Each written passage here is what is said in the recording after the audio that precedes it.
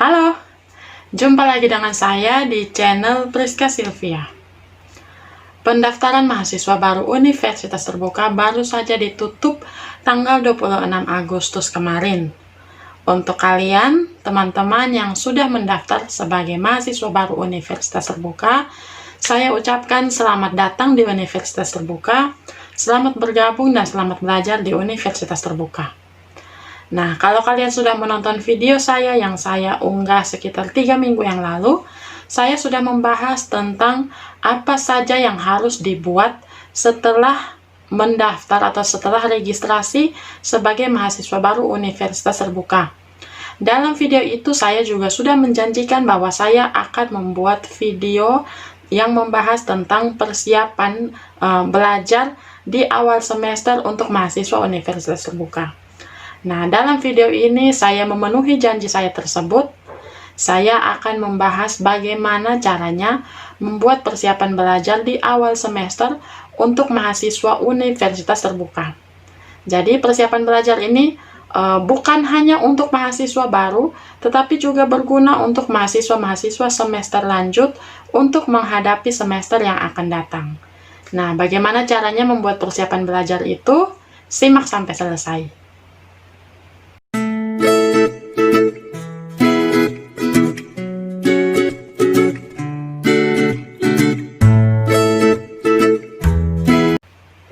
Sebelum melakukan sebuah kegiatan, tahap persiapan harus dilakukan karena persiapan itu menentukan baik tidaknya proses dijalani sampai dengan hasil diperoleh. Nah, dalam belajar di Universitas Terbuka juga dibutuhkan persiapan yang matang. Persiapan belajar yang saya bahas dalam video ini sudah sempat saya praktekkan selama beberapa semester sampai wisuda di program studi ilmu hukum. Dari pengalaman saya tersebut, saya menemukan bahwa persiapan belajar yang dibuat di awal semester sangat membantu kita menghadapi kegiatan belajar selama satu semester itu dan memperoleh hasil yang baik. Membuat persiapan belajar seperti yang akan saya bahas dalam video ini, mungkin bagi sebagian teman terasa rumit dan repot, tapi percayalah, menurut saya lebih baik repot di awal, tapi kemudian lancar di proses dan akhirnya senang karena mendapat hasil yang memuaskan, daripada santai di awal, lalu kemudian kacau di proses dan akhirnya menyesal karena mendapat hasil yang kurang memuaskan. Dalam video ini, saya akan bagi dalam 3 bagian pembahasan. Yang pertama, kita akan membahas mengenai alat-alat apa saja yang akan kita gunakan. Yang kedua, kita akan membahas mengenai bahan-bahan yang kita butuhkan. Dan yang ketiga, kita akan membahas mengenai proses pembuatan persiapan belajarnya. Yang pertama, kita mulai dengan alat-alat yang dibutuhkan. Alat yang pertama yang dibutuhkan tentu saja alat tulis. Kalau kalian sudah pernah menonton video saya yang saya unggah beberapa bulan sebelumnya, saya pernah membahas mengenai senjata ampuh untuk belajar di Universitas Terbuka. Salah satu yang saya sebutkan sebagai senjata dalam video itu adalah alat tulis. Dari kebiasaan belajar saya, alat tulis yang paling sering saya gunakan adalah pensil, bolpen hitam, dan bolpen warna-warni seperti ini. Saya sangat suka menggunakan alat tulis yang berwarna-warni seperti ini karena saya suka membuat tanda warna-warni dalam buku materi pokok supaya saya lebih gampang menandai dan menemukan hal-hal penting yang harus saya perhatikan dalam setiap materi yang saya pelajari. Alat tulis ini juga saya gunakan untuk membuat rangkuman materi dari buku materi pokok. Jadi saya selalu punya catatan yang merupakan rangkuman dari buku materi pokok yang saya pelajari.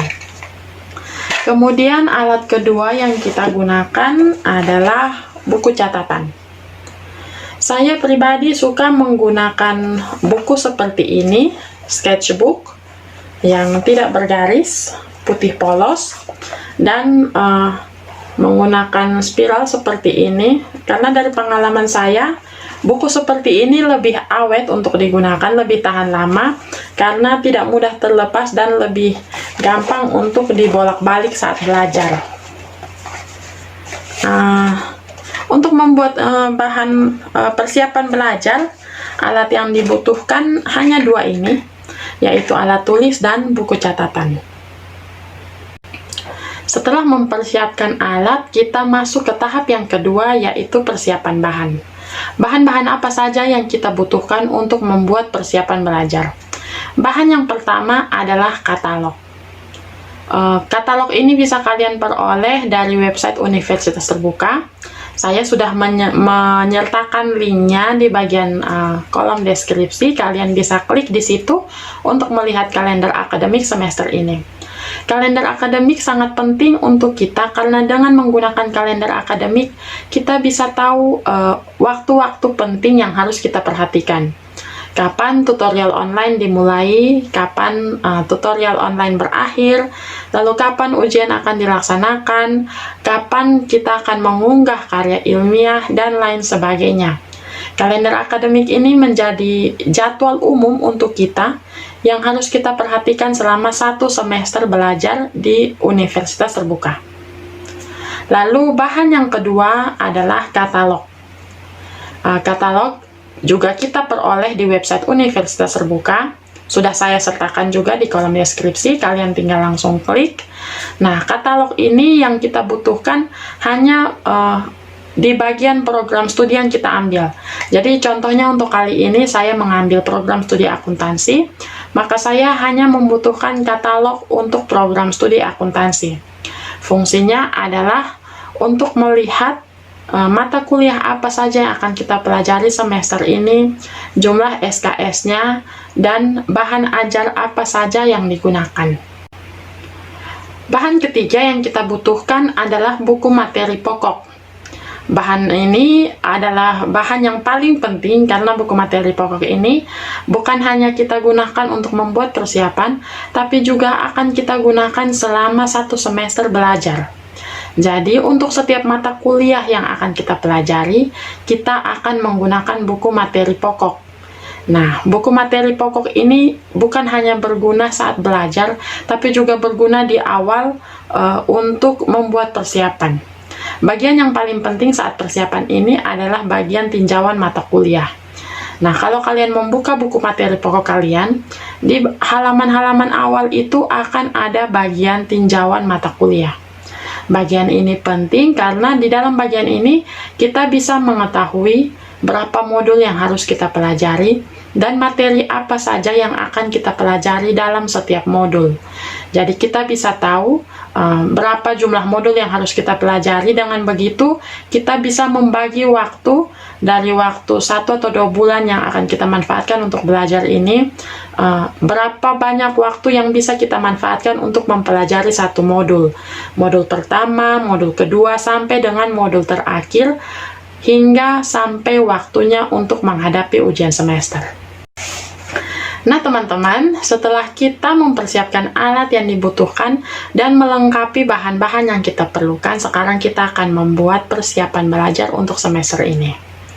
Persiapan belajar yang akan kita buat ini adalah persiapan belajar untuk masing-masing mata kuliah yang kita pelajari.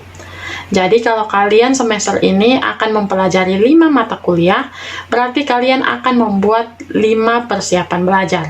Saya sendiri semester ini akan mempelajari 7 mata kuliah, jadi ada 7 persiapan yang akan saya buat, yang harus saya buat untuk mempersiapkan diri menjalani kegiatan belajar semester ini. Jadi persiapan belajar itu saya tuliskan dalam setiap buku catatan setiap mata kuliah yang saya pelajari semester ini. Agak repot memang, tapi seperti yang sudah saya sampaikan di awal, lebih baik kita repot di bagian persiapan tapi kemudian lancar di proses dan akhirnya hasil yang baik, daripada kita santai di awal tapi kemudian kacau di proses dan menyesal di akhir karena hasilnya kurang memuaskan. Kita lanjutkan. Persiapan belajar yang akan kita buat dimulai dari halaman pertama buku catatan kita. Jadi dari kebiasaan saya membuat persiapan belajar itu di halaman pertama, halaman kosong seperti ini, akan saya tuliskan identitas mata kuliah yang saya pelajari.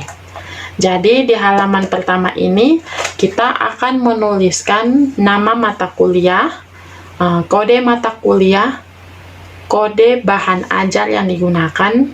Nah, kenapa kode bahan ajar juga harus kita tuliskan? Karena ada beberapa mata kuliah yang kode mata kuliahnya itu berbeda dengan kode bahan ajar yang kita gunakan. Jadi menurut saya penting untuk kita tuliskan di sini. Lalu setelah itu yang perlu kita tuliskan juga adalah waktu ujiannya dan nama tutornya. Waktu ujian yang saya maksudkan di sini bisa kalian lihat di katalog. Nah, di katalog itu untuk mata kuliah yang akan kalian pelajari, bisa kalian lihat kapan waktu ujiannya. Apakah hari pertama atau hari kedua? Apakah jam ujian yang pertama, kedua, atau ketiga, atau seterusnya. Jadi kalian bisa tahu waktu ujian untuk mata kuliah itu. Bagi saya waktu ujian ini sangat penting karena saya bisa mengatur waktu untuk mendahulukan mata kuliah yang diujikan pada hari ujian yang pertama. Karena jeda antara hari ujian pertama dan hari ujian kedua itu kan 1 minggu. Jadi saya biasanya mendahulukan mata kuliah yang diujikan pada hari pertama, karena mata kuliah yang diujikan pada hari kedua itu masih punya waktu tambahan 1 minggu untuk persiapan belajar atau persiapan ujian. Lalu yang berikut yang tadi saya sebutkan adalah nama tutornya. Saya di program studi ini saya memutuskan untuk menyertakan nama tutor di setiap buku catatan saya supaya saya tahu siapa yang mengajari saya di mata kuliah ini. Jadi saya bisa menyebutkan nama guru saya tersebut dan mengucapkan terima kasih secara khusus untuk tutor saya tersebut. Setelah menuliskan identitas mata kuliah, selanjutnya kita menuliskan kalender akademiknya. Tapi kalender akademik yang kita tulis di buku catatan ini tidak seluruhnya.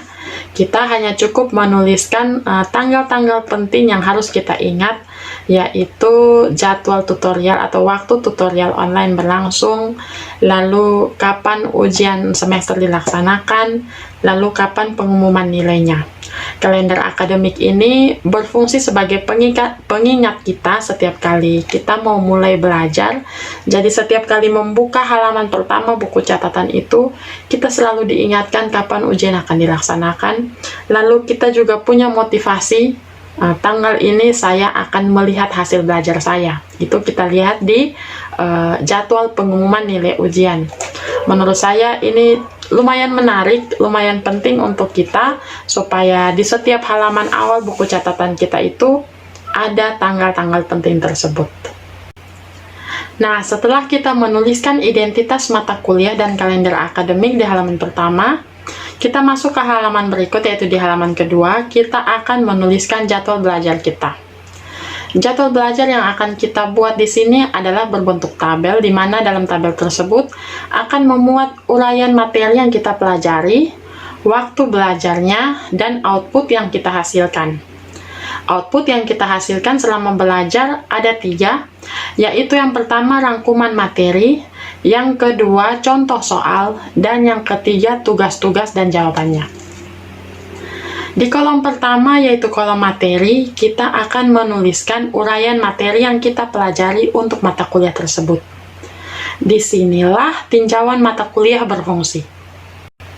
Di awal tadi sudah saya sampaikan bahwa bahan yang kita butuhkan adalah buku materi pokok, khususnya di bagian awal, yaitu di bagian tinjauan mata kuliah. Di tinjauan mata kuliah ini kita akan tahu berapa modul yang harus kita pelajari untuk mata kuliah tersebut dan materi-materi apa saja yang akan kita pelajari dalam setiap modul. Nah, materi-materi ini yang kita tuliskan di kolom pertama, di bagian uraian materi. Kita tuliskan contohnya, untuk mata kuliah A ada 8 modul. Modul pertama mempelajari tentang apa, modul kedua mempelajari tentang apa. Nah, 8 uraian modul ini yang kita tuliskan di kolom pertama. Lalu di kolom berikut adalah waktu belajar. Untuk kolom ini, kalender akademik sangat penting. Karena di bagian kolom ini kita membagi untuk 8 modul seperti contoh tadi. Berapa banyak waktu yang kita butuhkan untuk belajar mulai dari hari ini kita membuat persiapan sampai dengan H-1 ujian semester akan kita jalani.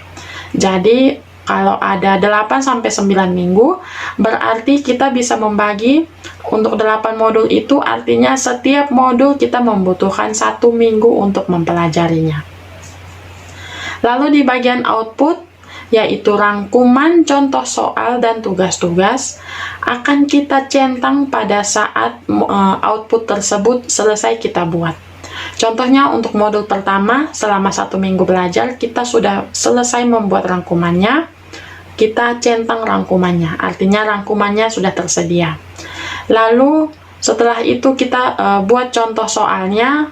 Kalau sudah selesai, kita centang bagian contoh soal, dan begitu seterusnya sama dengan tugas-tugas. Nah, tugas-tugas di sini kita dapat dari pertanyaan diskusi dan tugas dari tutor yang biasanya didapat di minggu ke-3, ke-5, dan minggu ke-7.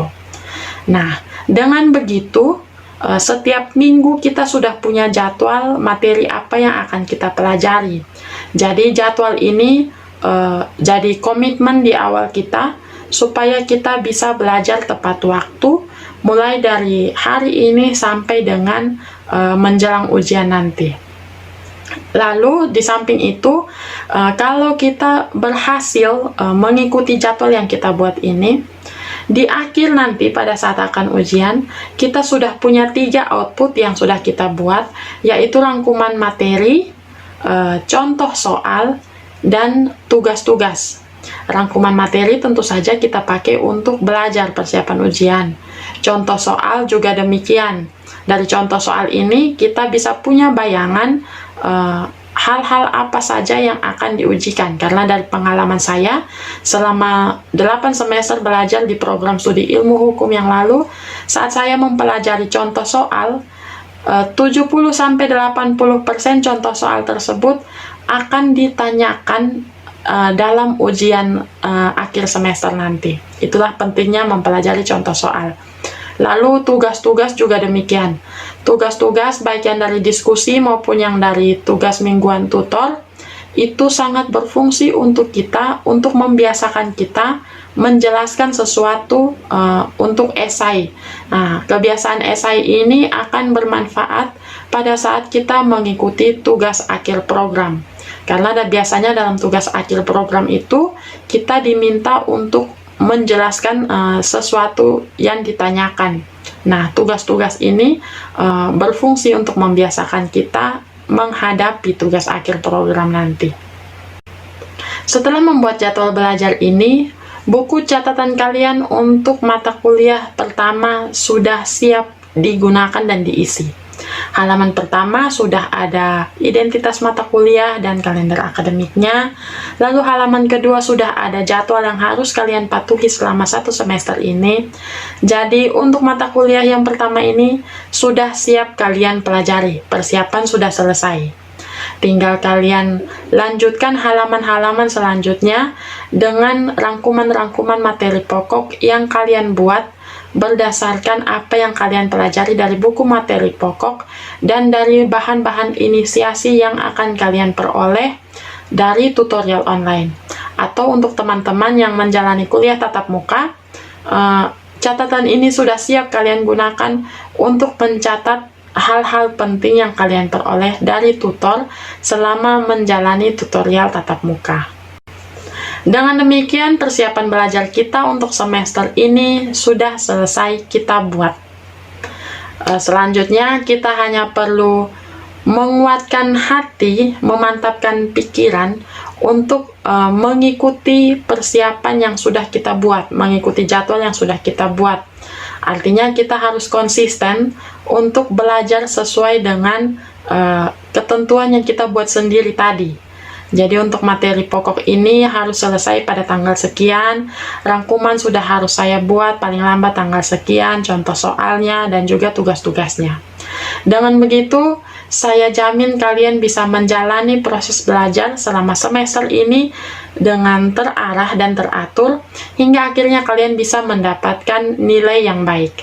Saya juga berharap semester ini saya bisa menjalani kegiatan belajar saya dengan baik, dan akhirnya saya sendiri bisa memperoleh nilai yang baik, agar saya bisa membuktikan bahwa sekali lagi persiapan belajar itu penting untuk belajar di universitas terbuka. Video kali ini saya sudahi di sini. Semoga bermanfaat untuk kalian, terkhususnya untuk teman-teman saya sesama mahasiswa universitas terbuka. Seperti biasa, saya mohon dukungan kalian untuk saya lebih rajin dan lebih semangat lagi membuat video, berbagi pengalaman, berbagi tips mengenai belajar di universitas terbuka. Nah, caranya kalian mendukung saya yaitu dengan klik tombol subscribe di bawah, bunyikan loncengnya supaya kalian dapat notifikasi untuk video-video saya selanjutnya.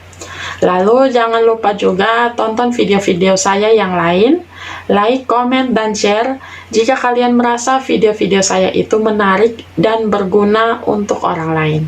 Semoga apa yang saya bagikan di sini bisa membantu kalian belajar dengan baik di universitas terbuka dan memperoleh hasil yang maksimal sesuai dengan yang sama-sama kita harapkan. Sampai di sini video saya kali ini. Salam sehat, salam semangat selalu, dan sampai jumpa di video selanjutnya.